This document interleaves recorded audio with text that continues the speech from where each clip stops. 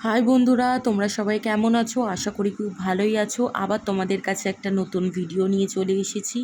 তো দেখো বন্ধুরা, আজকে বানাবো হচ্ছে দই কাতলা। ভাবলাম তোমাদের সবার সাথে একটু শেয়ার করি রান্নাটা। তো তোমরা শেষ পর্যন্ত দেখতে থাকো।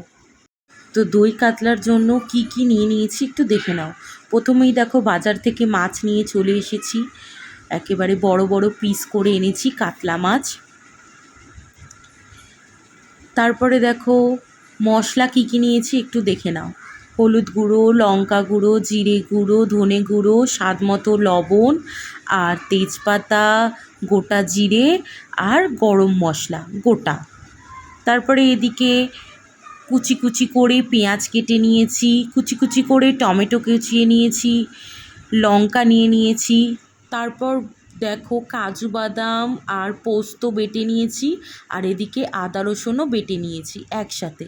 আর তারপর টক দইও নিয়ে নিয়েছি। এবারে রান্নাটা শুরু করি, চলো। তো দেখো বন্ধুরা, কড়াইয়ে তেল দিয়ে দিয়েছি। মাছগুলোকে এক এক করে ভেজে নেব। তারপর দেখো বন্ধুরা, মাছগুলোকে এক এক করে ছেড়ে দিচ্ছি তেলের মধ্যে।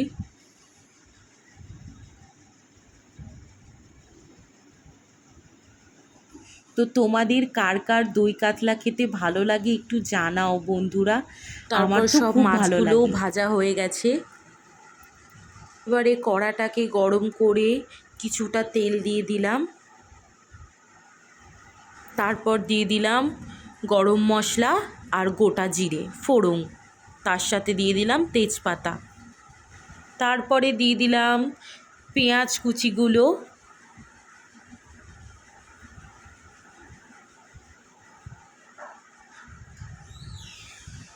তো দেখো বন্ধুরা, পেঁয়াজটা ভাজা ভাজা হয়ে এসছে।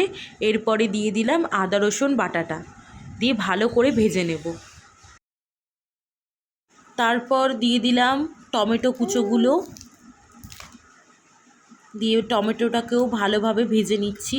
তারপর সব এক এক করে মশলা দিয়ে দিচ্ছি। জিরে গুঁড়ো, ধনে গুঁড়ো, লঙ্কা গুঁড়ো, আর সামান্য হলুদ গুঁড়ো।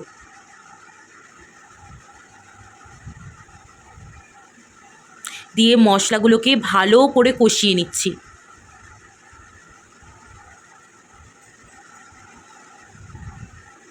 আর স্বাদ মতো লবণও দিয়ে দিয়েছি। তারপরে কাজু বাদাম আর পোস্ত বাটাটাও দিয়ে দিলাম। হালকা একটু জল দিয়ে নাড়াচাড়া করে নিচ্ছি।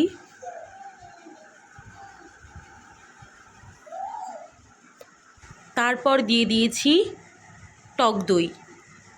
টক দই দিয়ে ভালো করে মিশিয়ে নিচ্ছি।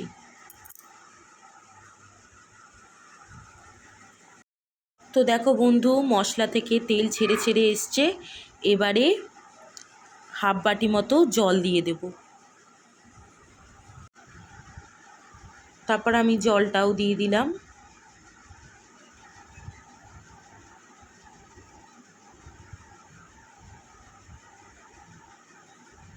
তো ঝোলটা ফুটে এসেছে। তারপর সব মাছগুলোকে দিয়ে দিচ্ছি এক এক করে।